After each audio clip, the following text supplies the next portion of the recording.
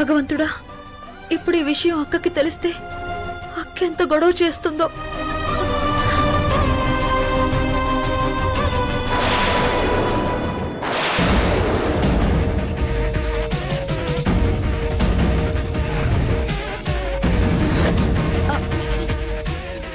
అది అక్క, అది ఏయ్, నాకంతా తెలుసు. ఇక్కడ జరిగిన సీన్ చాలు.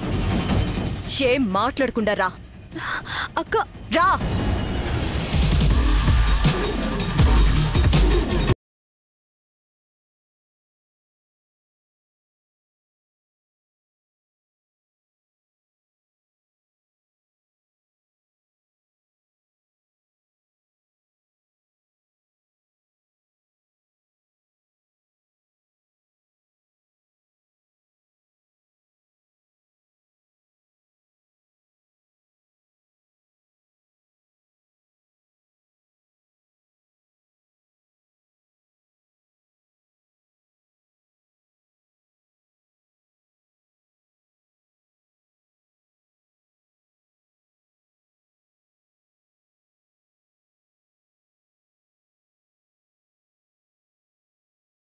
అలా కూర్చున్నారండి. సరే.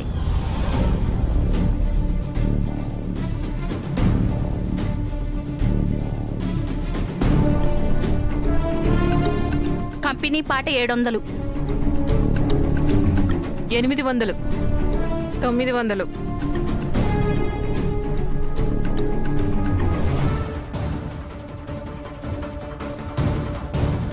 1000 రూపాయలు, 1200. ఇంత ఎక్కువ పాడేస్తున్నారేంటి? 10,000లో 1200 తీస్తే 8,800. ఇంకో 100 ఎక్కువ పాడదాం. ఈ డబ్బులతో బంగారం కొనలేం గాని మంచి చీరలైనా కొనొచ్చు. 1300. గోదావరి వదిన పాట 1300, 1500. ఇంత ఎక్కువ నష్టానికి పాడడం అనవసరం. 1500 ఒకటోసారి, 1500 రెండోసారి, 2000.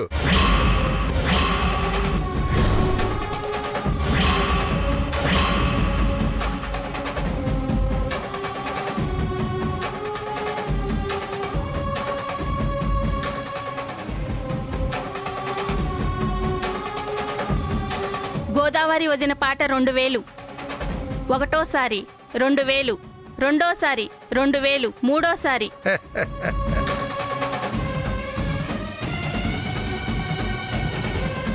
వదినా, పాట నీదే. 10,000లో 2000 పోతే 8,000. ఇదిగో. వెళ్ళొస్తాం వదినా. మంచిది వదినా. పదండి. మరీ ఇంత నష్టానికి పాడావేంటయ్యా? నష్టమో కష్టమో అవసరానికి ఉపయోగపడాలి కదే. కూలర్ బేరవాడి వచ్చాను, 8,000 అన్నారు. సరిగ్గా సరిపోతాయి. అమ్మాయి పెళ్లి కోసం అవసరం అవుతాయని పాట పాడితే కూలర్ అంటావేంటయ్యా? అయినా ఇప్పుడు మనకి కూలర్ ఎందుకయ్యా? నీకు నాకు అక్కర్లేదే, కానీ నా కూతురు కావాలి కదా. పాపం పొద్దునంతా కోర్టులో కష్టపడి వస్తుంది. రాత్రి వేడికి నిద్ర పట్టడం లేదు. కూలర్ వేస్తే హాయిగా పడుకుంటుందే. అమ్మాయికి పెళ్ళనుకుంటున్నా బోలెడు ఖర్చులుంటాయంటే కూలరు కునుకు అంటావేంటయ్యా? పైగా పైసా చేతిలో లేకుండా పెళ్ళెలా చేద్దామనుకుంటున్నావు? అవును మరి, ఇదో 10 లక్షలు, దీంతోనే పెళ్ళంతా సరిపోతుంది. మరి వాళ్ళ కట్నం కారుకులు ఏం అక్కర్లేదు. పెళ్లి ఖర్చులన్నీ వాళ్లే పెట్టుకుంటారని అమ్మాయి చెప్పింది కదే. అసలు వాళ్ళకు మన అమ్మాయిని ఇవ్వటమే ఎక్కువంట. అయినా నా పెద్ద కూతురు అన్నీ చూసుకుంటానని చెప్పింది కదే. నువ్వెందుకే కంగారు పడతావు? అది కాదయ్యా, ఎంతది చూసుకుంటానంటే మాత్రం మరీ ఇలా చేతులెత్తేస్తే ఎలాగయ్యా? కనీస ఖర్చులకు కూడా ఉండొద్దు. నా కూతురు చేస్తానని నిలబడిందంటే అన్నీ అదే చూసుకుంటుంది. నాకు ఆ నమ్మకం ఉంది. నువ్వు ప్రశాంతంగా ఉండు. అవతల కూలర్ బేరవాడొచ్చాను, ఇప్పుడే తెస్తానుండు. అయ్యో,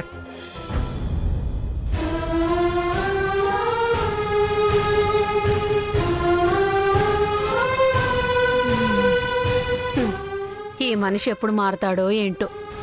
పెద్ద కూతురు విషయంలో ఉండే బాధ్యత చిన్న కూతురు విషయంలో ఉండదు. అదేం చూసుకుంటుందో ఈయనేం చేస్తాడో. ఇద్దరూ కలిసి నా కూతురు పెళ్లి ఎలా జరిపిస్తారో ఏంటో.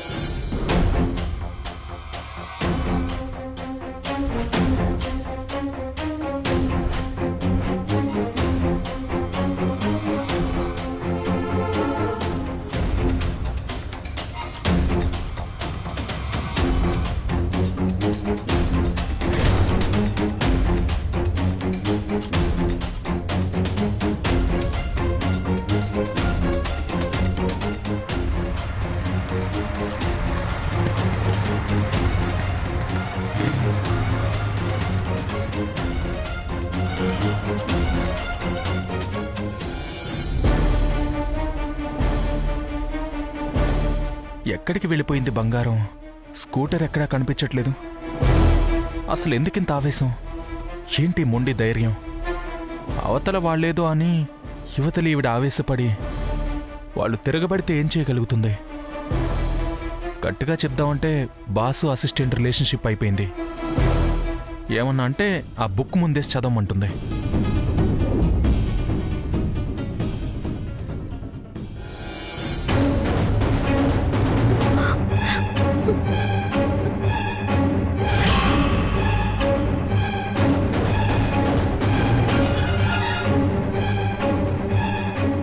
చెయ్యాల్సిందంతా చేసి సిగ్గు లేకుండా ఏడుపొకటి. ముందా ఏడు పాపవే.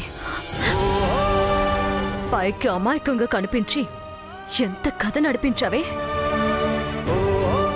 చెవిడేవాడు ఎన్నాళ్ళ నుంచి తిరుగుతున్నావు వాడితో? అయ్యో అక్క, ఎన్నిసార్లు చెప్పాలి? నువ్వు అనుకున్నట్టేం కాదు. అతను కేవలం ఒక కస్టమర్ మాత్రమే. అతనేదో డ్రెస్ డిజైన్ చేయాలని అడిగితే ఎవడికే సోది కబుర్లు చెప్తున్నావు? నేను పిచ్చిదాల్లా కనిపిస్తున్నానా? వాడు కస్టమర్ అయితే షాప్ దగ్గరకు వచ్చి కావాల్సింది చెప్పి వెళ్ళిపోతాడే. ఇలా కారులో షికార్లు తిప్పడు.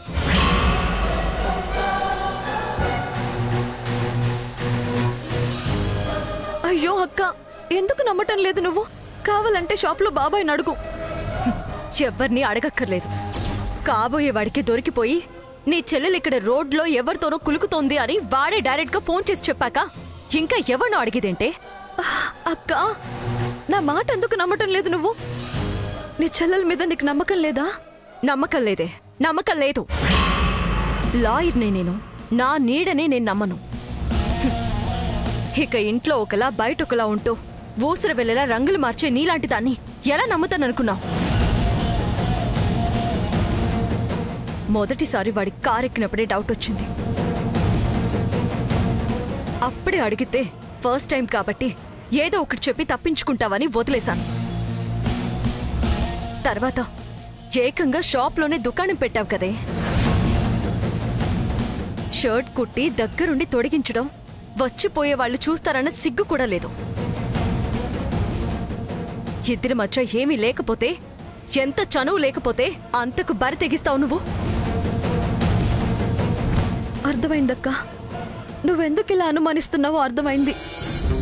అతని స్థానంలో ఇంకెవరైనా ఉండుంటే అప్పుడు నువ్వు అనుమానించినా అపార్థం చేసుకున్నా దానికి ఒక అర్థం ఉండేదక్కా. కానీ తను అందరిలాంటి వాడు కాదక్కా. అందరిలా కాదంటే ఏంటి తేడా? ఏంటి తేడా? వాడు మనిషి కాడా, మగాడు కాడా? లేకపోతే చంకనెత్తుకు తిప్పేంత చంటి పిల్లాడా? అవునక్క, చంటి పిల్లాడు కూడా అతని కన్నా ఎక్కువే.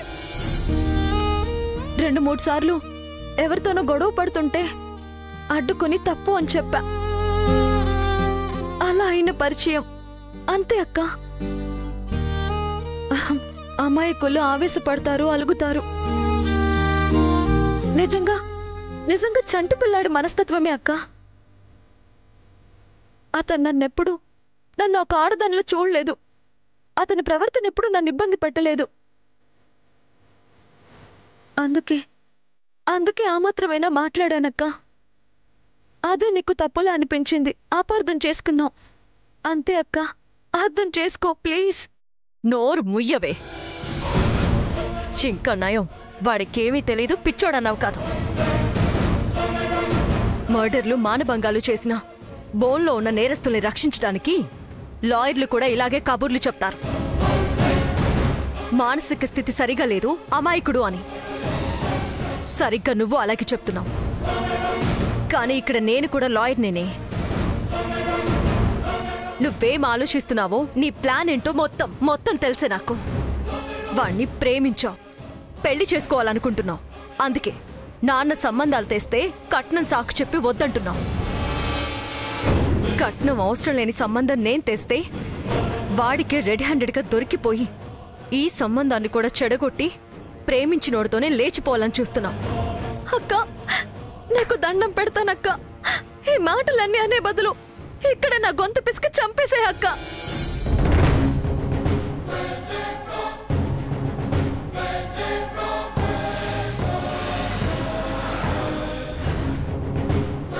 ఆపవే నీ ఓవర్ యాక్షన్. నువ్వు వేడిస్తే కరిగిపోయే వాళ్ళెవరూ లేరిక్కడ. అమ్మా నాన్నల్ని మాయ చేసినట్టు నన్ను కూడా మాయ చేద్దామనుకుంటున్నావేమో. నా కంఠంలో ప్రాణం ఉండగా వాణ్ణి నిన్ను ఒకటి కానివ్వను. నేను చూపించిన వాణ్ణి నువ్వు పెళ్లి చేసుకోవాలి, వాడితోనే వెళ్ళిపోవాలి.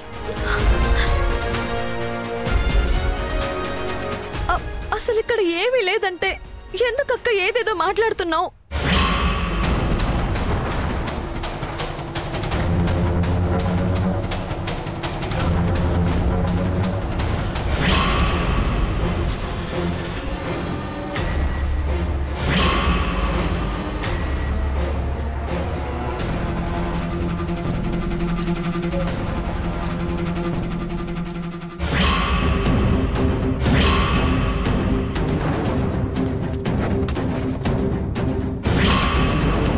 తిరిగి తిరిగి జీవితం మళ్ళీ ఇక్కడికే వచ్చిందన్నమాట.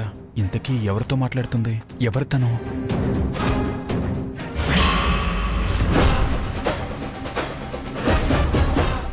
ఓ, ఇక్కడుందా బంగారం? అమ్మో, వీడొచ్చాడేంటి ఇక్కడికి? ఏయ్, ముందిక్కడి నుంచి వెళ్ళవే. అక్క, ప్లీజ్ అక్క, నా మాట విను. ఈ అమ్మాయి ఎవరు? ఈ అమ్మాయి కోసమే వచ్చినట్టుంది. నోరు మూసుకొని ఇంటికి వెళ్ళవే. ఇంట్లో తెలుస్తాని సంగతి. వెళ్ళు అక్క, వెళ్ళు.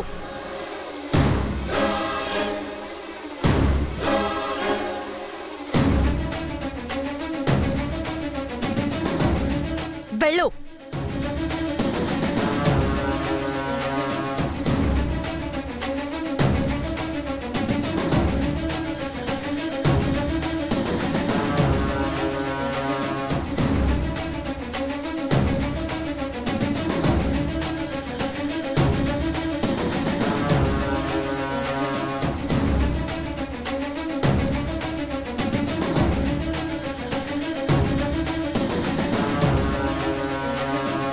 నువ్వేంటమ్మా ఇక్కడికి వచ్చావు?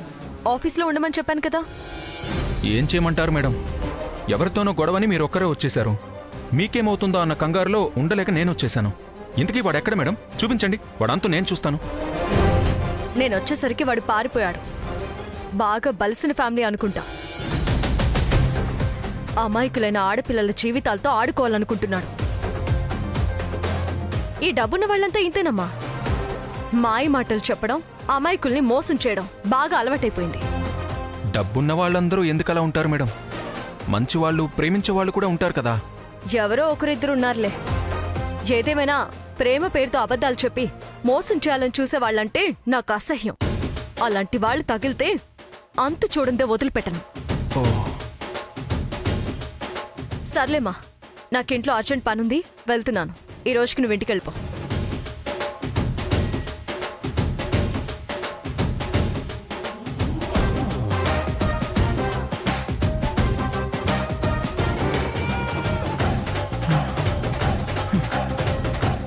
ఈవిడేమో ప్రేమ పేరు చెప్పి అబద్ధాలు చెప్తే నచ్చదంటుంది. మరి నా విషయం తెలిస్తే ఎలా రియాక్ట్ అవుతుందో ఏమో. జాగ్రత్తగా హ్యాండిల్ చేయాలి విక్రమ్, లేదంటే మొదటికే మోసం వస్తుంది.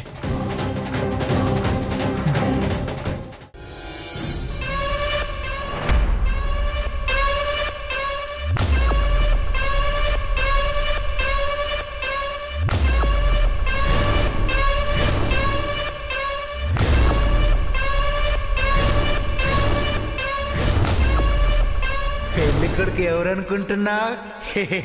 నేనే.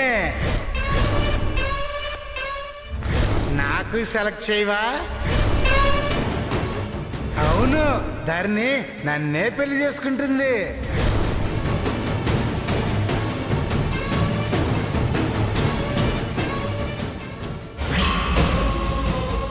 అసలు మీరు కంట్రోల్ చేసుకోవాల్సింది మిమ్మల్ని, మీలో ఉండే కోపాన్ని.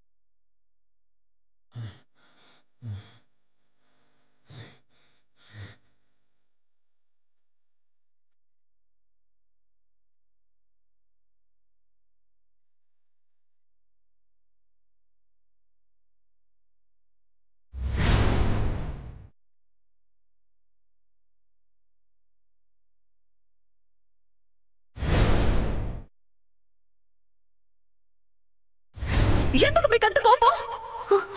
నన్ను పెళ్లి చేసుకోబోతున్నానని చెప్పారు కదా.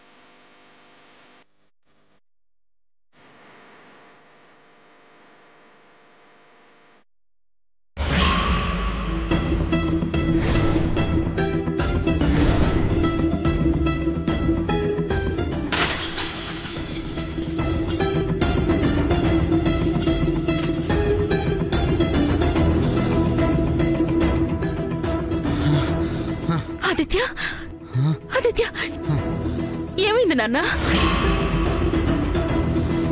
ఏముంది, మళ్ళీ ఎక్కడో ఎవడో తగులుంటాడు. ఏమైంది నాన్న? అవును, నువ్వు అమ్మాయిని కలవడానికి వెళ్ళావు కదా, కలవలేదా? అమ్మా, ఆ టైలర్ గురించి మాట్లాడొద్దమ్మా. ఈ కంపెనీ ఎందుకు పెట్టాలనుకున్నాను? ఆ అమ్మాయికి జాబ్ ఇచ్చి బుద్ధి చెప్పాలనే కదా. కానీ ఇప్పుడేమో వాడెవడన్నా పెళ్లి చేసుకుని వెళ్ళిపోతుందంట. ఆహా, ఎంత శుభవార్త చెప్పావురా. ఉన్న టెన్షన్ మొత్తం పోయింది. ఏమంటున్నావు నాన్న? ఆ అమ్మాయికి పెళ్ళైపోతుందా? అవునమ్మా, అసలు ఆ టైలర్కి నేను కంపెనీ పెడతానంటే నమ్మకమే లేదమ్మా. పెద్ద డిజైనర్ని నా గెటప్ మొత్తం మార్చేస్తానని తీసుకెళ్ళింది. కానీ ఆ టైలర్ పెళ్లి చేసుకోబోయేవాడి గెటప్ ఎలా ఉందో తెలుసా అమ్మా?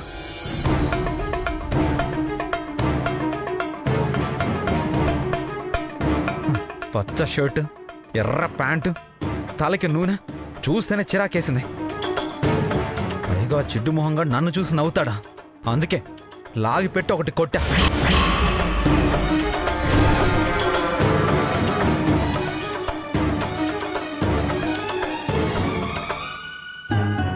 ఇక్కడ నేను 50,000 జీతం ఇస్తానంటే కాదని ఆ జిడ్డు మొహంగాన్ని పెళ్లి చేసుకుంటుందంటే ఏం చేయాలి చెప్పమ్మా? తలుచుకుంటేనే ఒళ్ళు మండిపోతుంది.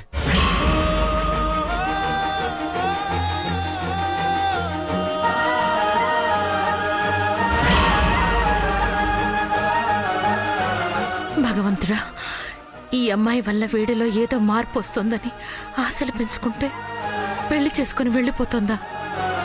చెప్పమ్మా, ఏం చేయాలో చెప్పు ఆ టైలర్ని. ఆ అమ్మాయి ఎవరు నాన్న? ఎక్కడుంటుందో చెప్పు, నేను వెళ్ళి ఆ అమ్మాయితో మాట్లాడతాను. నువ్వేం మాట్లాడాల్సిన అవసరం లేదమ్మా. పెళ్లి చేసుకుని వెళ్ళిపోతానంటుంది కదా, వెళ్ళిపోని. అయినా నేను కంపెనీ పెడతానంటే నమ్మకం లేక ఆ జిడ్డు మొహంగాన్ని పెళ్లి చేసుకోవాలనుకుంటుందిగా. ఎలాగో కంపెనీ పెడతాను కదా, పెట్టాక వెళ్ళి అడుగుతా. వచ్చిందా సరే సరే, లేదంటే ఆ అమ్మాయి గురించి ఆలోచించొద్దమ్మా.